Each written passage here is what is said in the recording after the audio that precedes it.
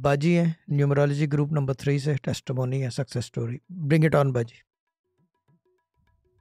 शाह जी, मेरी दूसरी ये टेस्टिमनी है कि मैं इतने अरसे से सोच रही थी कि मैं वॉशिंग मशीन लूँगी और घर में कुकर नहीं था और कुकर लूँगी। और शाह जी, ये 1 महीने के अंदर मैं टेस्टिमनी में हमेशा ये कहती थी प्रेगनेंसी के बाद कि मुझे कुकर और वॉशिंग मशीन मिल जाए। तो शाह जी, इसी हफ़्ते 10 दिन के पहले मैंने वॉशिंग मशीन भी लिया और कुकर भी लिए।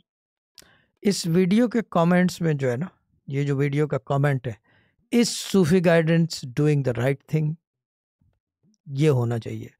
या ये कि ये भी हो सकता है कि क्या कहते हैं, आर वी, क्या कहते हैं, changing people's lifestyle. Yes we are. मैं, मेरा जवाब ये है, yes we are doing the right thing. ये चीज़ है, इतनी मॉन्डेन सी चीज़ है, छोटी सी वॉशिंग मशीन और कुकर। यहाँ अगर ख़राब हो जाता है यूके यूएसए में, बगैर सोचे समझे आदमी ठग करके ऑर्डर करता है ऑनलाइन, दूध next day delivery and fitting as well.